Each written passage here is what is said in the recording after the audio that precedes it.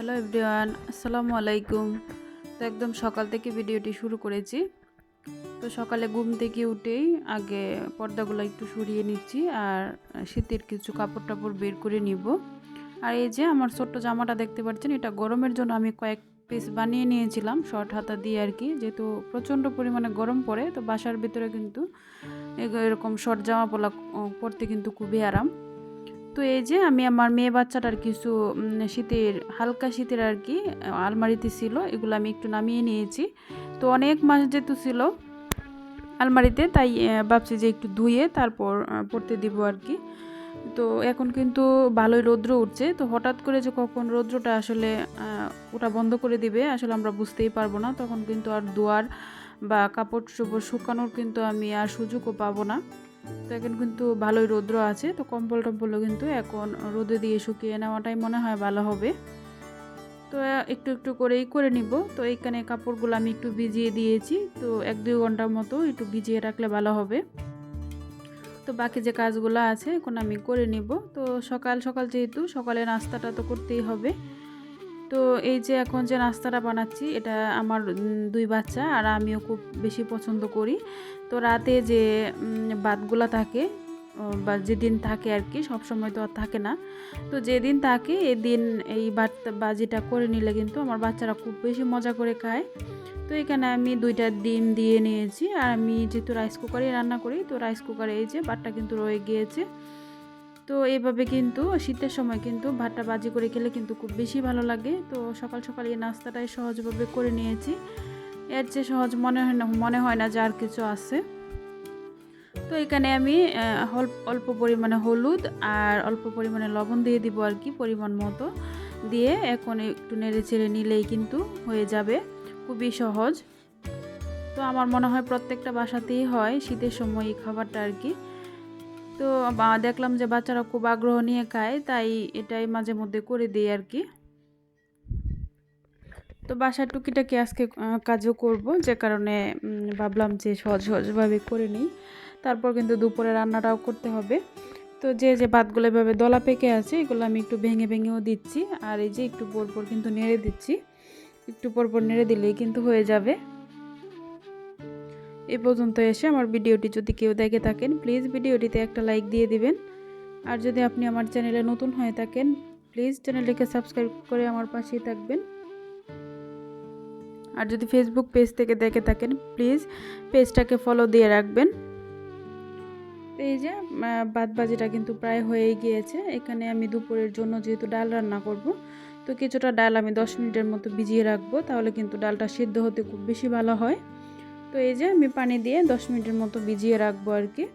আর এই যে ভাত ভাজিটা কিন্তু আমি প্লেটে নিয়ে নিয়েছি, ছোটো বাচ্চাটা যেহেতু স্কুলে বড় বাচ্চাটাকে দিয়ে নিয়েছি। আর এখন আমিও নাস্তাটা করে নিয়েছি। তো রুম টুমগুলো গুছিয়ে নিয়েছি, গুছিয়ে এখন যে দুপুরে রান্নাটা করব এর জন্য কিন্তু কাটাকুটি করে নিব আর কি। তো বাসায় বেগুন ছিল, তো যেহেতু বেগুন ছিল ভাবলাম যে বেগুন দিয়ে কাচকি মাছের শুটকি আছে বাসায়, তো অনেক দিন ধরেই একটু শুটকি খেতে ইচ্ছা করতেছিল আসলে। আর বাসায় অন্য কেউই খায় না, শুধু আমি একলাই খাই, এর জন্যই অল্প পরিমাণে একটু কাচকি শুটকি দিয়ে এই বেগুনটা একটু দিয়ে চচ্চড়ি করে নিব আর কি। তো চাপা শুটকি কিন্তু আমরা যেহেতু ময়মনসিংহের মানুষ, তো চাপা শুটকি কিন্তু প্রায় সময়ই মাঝে মধ্যে একটু খেতে ইচ্ছা করে। তো যেহেতু একলা বাসা, একলা আসলে খেতেও ভালো লাগে না, করতেও ভালো লাগে না। তো যেহেতু বছরের শেষ ডিসেম্বরেও বাড়িতে যাওয়ার ইচ্ছা আছে, দেখা যাক বেড়াইতে গিয়ে মানুষের বাসায় শুধু বলবো যে চাপা শুটকি খাওয়াও, আর কিছু খাওয়াইতে হবে না। আর আমার মাঝে মধ্যে খুব ইচ্ছা করে যে আমি বসে বসে খাবো, আমাকে কেউ রান্না করে দিত। আমি অন্যের রান্না খেতে খুব বেশি মন চায়, যেহেতু বাসা বাড়িতে তো বুঝতেই পারেন সব সময় একা হাতেরই রান্না খাওয়া হয়। তো আরেকজনে মন চায় যে আরেকজন কেউ আমাকে একটু রান্না করে দিত, মনে হয় খেতে ভালোই লাগতো। আর একা হাতে রান্না খেতে কিন্তু বিরক্তই লেগে যায়, মাঝে মধ্যে আমি রান্না করি পরে মনে হয় যে আমারই খেতে ভালো লাগছে না, এরকম একটা। আর বাসার সবাই দেখা গেল খুব মজা করে খায়। তো শুটকিটা আমি একটু টেলে নিয়েছি, আর পাশের চুলায় আমি ডালটা যেহেতু বোনা করে নিব, তো ডালের জন্য আমি পেঁয়াজ আর রসুনটাও ভেজে নিচ্ছি। তো এই যে শুটকিটা কিন্তু এভাবে একটু টেলে নিলে কিন্তু ভালো হয়। তো টেলে নেওয়া হয়ে গিয়েছে, এটার মধ্যে আমি এখন একটু পানি দিয়ে ভিজিয়ে রেখে তারপর কিন্তু ধুয়ে নিব। কাচকি মাছের যে শুটকিটা। আর পাশের চুলায় কিন্তু আমি আগে বাগারটা দিয়ে নিচ্ছি। এখানে পেঁয়াজ আর রসুন ভালো করে ভেজে নিয়েছি। এখন আমি ডালটা কিন্তু আম ডাল রান্না করব। ফ্রিজে আম ফ্রোজেন করেছিলাম,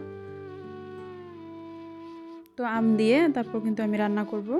তো এই যে এখানে আমি ডালটাও দিয়ে নিয়েছি। কিছুক্ষণ যেহেতু ভিজিয়ে রেখেছিলাম, খুব সুন্দর সিদ্ধ হয়ে যাবে।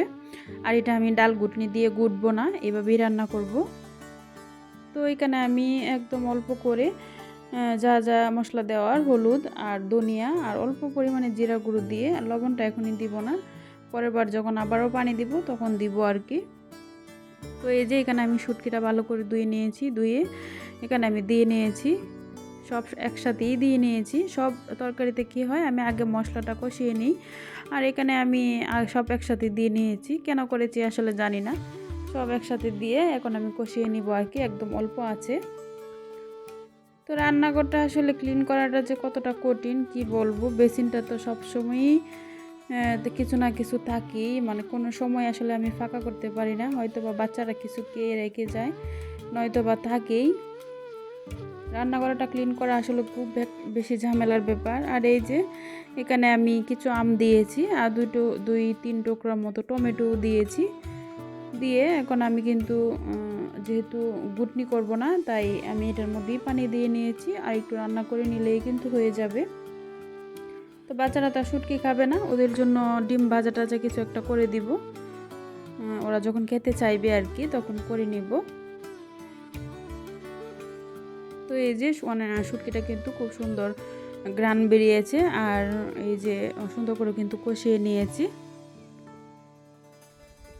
সংসারটা আসলে আমরা মেয়েরা খুব ভালোবেসেই করি, কোনো কাজে আসলে বিরক্ত লাগে না, কি বলবো। আর এই যে দুপুর হয়ে গিয়েছে, রান্নাটা শেষ করে আমি গোসল করে নিয়েছি, গোসল করে আমি নামাজটাও পড়ে নিয়েছি। পরে বাচ্চার যে কাপড়গুলো ধুয়েছিলাম এগুলা এতক্ষণ এটার মধ্যেই ছিল, তো ভাবলাম এখন এগুলা বারান্দাতেই মেলে দেই। বিকালে অল্প একটু রৌদ্র আসে, আর সারাদিনই রৌদ্র আসে না, তারপরেও কাপড় দেখলাম যে ভালোই শুকায়। আর আজকে আমি এগুলো ওয়াশিং মেশিনে ধুইনি, যেহেতু একদম অল্প কাপড় আসলে ওয়াশিং মেশিনে দিলে তেমন একটা ভালো হয় না, এর জন্য আমি হাতেই ধুয়ে নিয়েছি। এখন আবার দুপুরবেলা বড় বাচ্চাটা স্কুলে, ছোট বাচ্চাটা বাসায় আছে, মানে এক বাচ্চা যখন থাকে বাসায়, আরেক বাচ্চা বাসায় থাকে না, কি একটা অবস্থা। আর যখন ছোট বাচ্চাটা বাসায় থাকে না, তখন মনে হয় যে আমার বাসা কেউই নেই, মনে হয় যে তালা দেওয়া, মনে হয় যে কোনো শব্দ নেই, কোনো চিল্লাফাল্লা নেই। আর ছোট বাচ্চাটা যখন বাসায় থাকে একদম মনে হয় যে মাছের বাজার। আর বড় বাচ্চাটা বাসায় থাকলে কোনোই শব্দ নাই, ও আছে বা নাই, কোনোই শব্দ হয় না, কোনো কথাও নাই, আলোচনাও নাই, কিছুই নাই। তো এই যে আমি কাপড়গুলো মেলে দিয়েছি সুন্দর করে, আর বারান্দায় যে কাপড়গুলো ছিল আগের, ওগুলাও আমি এখন ভাঁজ করে নিব। তো এই যে এই কাপড়গুলো ছিল আগে, এগুলো এখন আমি ভাঁজ করে আলমারিতে গুছিয়ে রাখবো। তো আজকের মতো ভিডিওটি এই পর্যন্তই। সবাই ভালো থাকবেন, সুস্থ থাকবেন, আমাদের জন্য দোয়া করবেন, আর আমরাও সবার জন্য দোয়া করি। তো আল্লাহ হাফেজ, আসসালামু আলাইকুম।